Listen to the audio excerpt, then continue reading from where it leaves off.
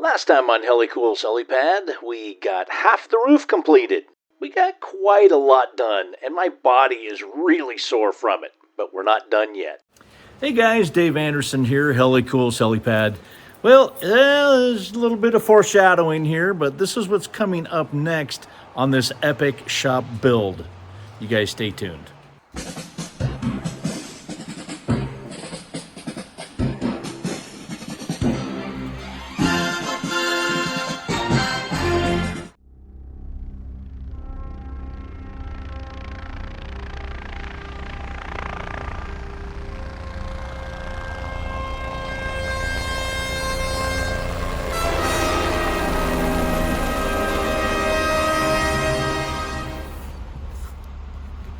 Here's a technique so that you don't miss your mark when you're trying to line up your screws. This gives you a little bit of reference point. Looks like a 4-inch gap all the way. Looks pretty dang good to me.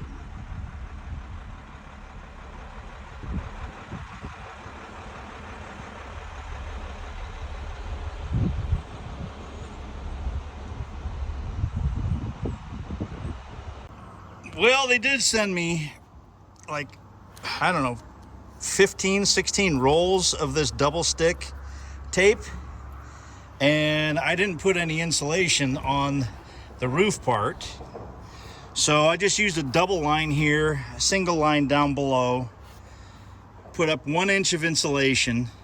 Now, when you do that 1 inch, you will no longer have the proper hardware, because it is 1.5 inch tech screw, which has a 1/4 inch, what do you call it, the drill head.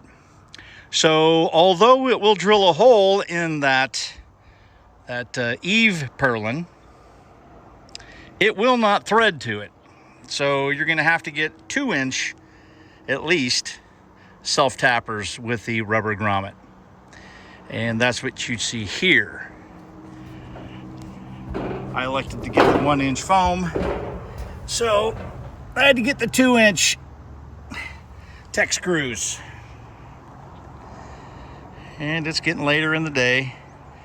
Yeah, I'm off work right now because it is later. More to follow. The next day. It won't be so bouncy over here.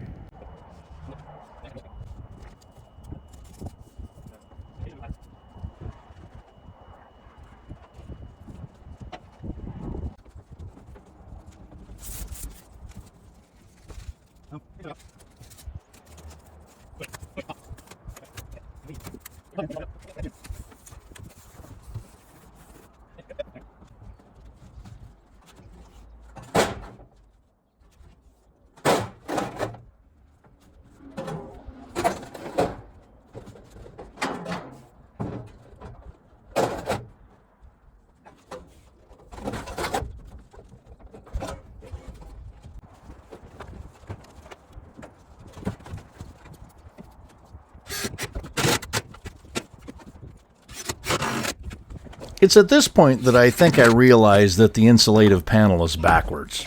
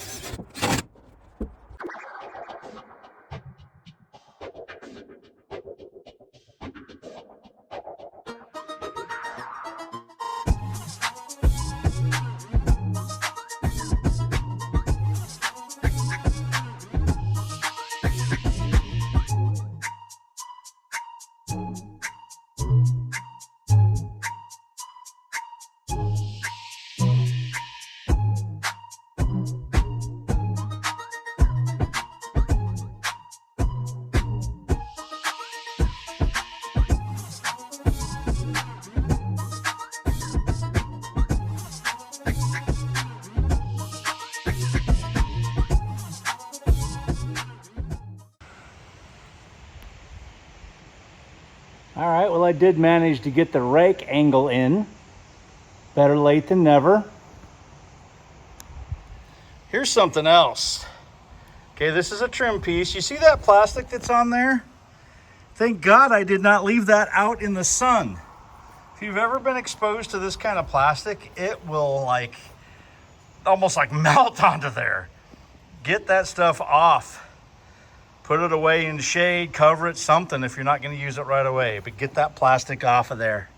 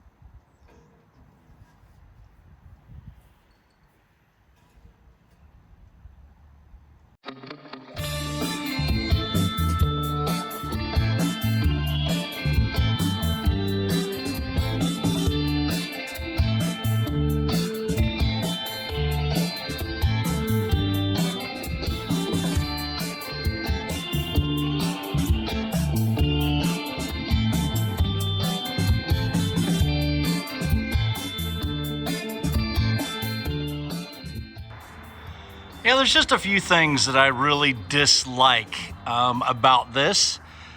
You know, there is no metal siding that covers These open C channels.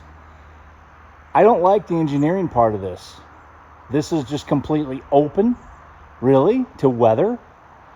And oh, by the way, you can't really get the trim pieces on until this has something on it to kind of build on.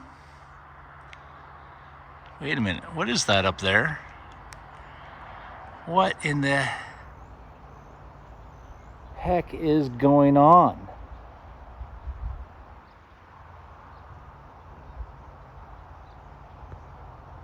There's like a little hurricane of birds up there.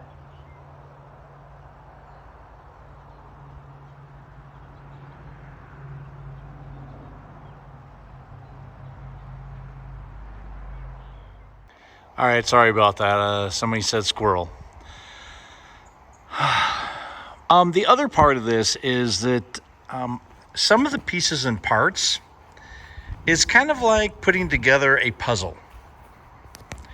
You have these parts, but you really don't know where the hell they go until you start going, I wonder what this is for. And then you start looking at your puzzle and go, oh, that's what this might be for. All right, well, you recognize this, right? There's two of them. There's one, I'm going to put an arrow on it right there. Okay. That goes all the way up to the peak, and then the other one goes all the way down to the other side. That is so that, you see that flat edge, is so that you can put your siding, at least attach it to that point. But there's nothing to attach it on the very bottom. Well, I did get two extra pieces of this angle. It's very long. And I think if I choose wisely, I might be able to cut a few pieces to attach it to here, and then another piece up there, another piece there, and then I'll have anchor points where I can attach my additional siding to.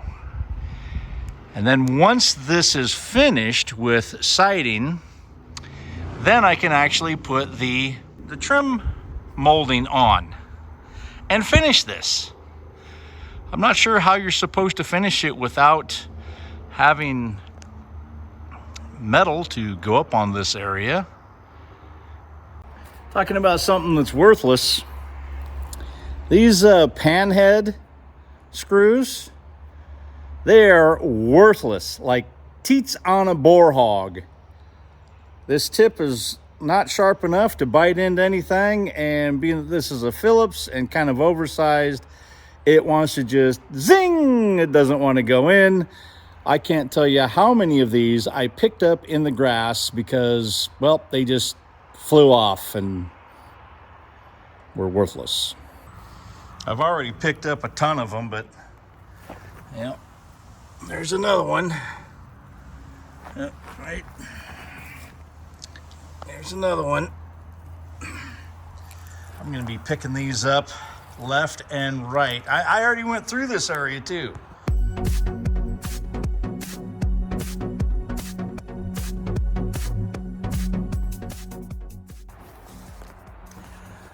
I cut these in 2-foot lengths because really I've only got 2 of these long ones, and I've got to come up with some kind of bracketry for this entire side with just one to save the other one for the backside. I ought to be able to space it so that one panel ends, another panel gets overlapped. It should be somewhere in the middle. At least that's what the plan is going to be.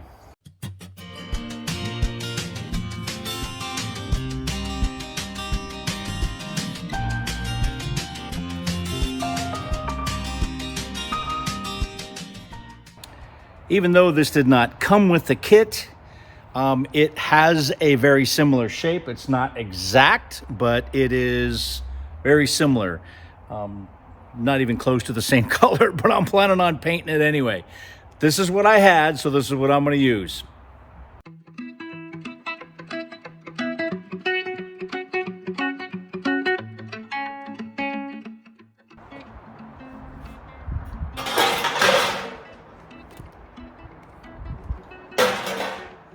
Okay, here's the real math. I'm going to put it right up over here. So rise over run. Rise is 3 feet for every 12 feet of run. So rise over run, that means 3 divided by 12, or 3/12. And I need to know how many inches I need to go up on a 3-foot piece of metal roofing. So X over 3, rise over run, the run being 3 feet. In order to do this correctly, I'm just going to go ahead and reduce that 3 over 12 to 1 over 4, because, well, 3 goes into 12 4 times, so I can divide it all by 4. So I have 1/4 on one side, and I have X over 3 on the other. Now, if I multiply each side by 3, 3's cancel out, and I get 3/4. 3/4 equals X. Well, we're talking feet here, so what's 3/4? 3/4, where does that come from? Well, for every foot, 3/4 of every foot is 9 inches, right? Because simple, right?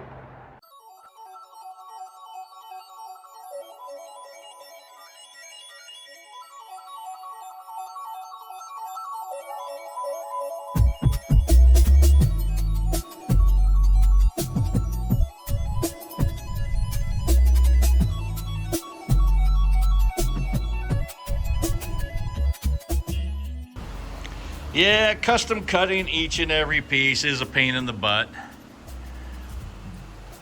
But that's what it takes. I'm almost done, but There's a rain delay. Maybe till next week.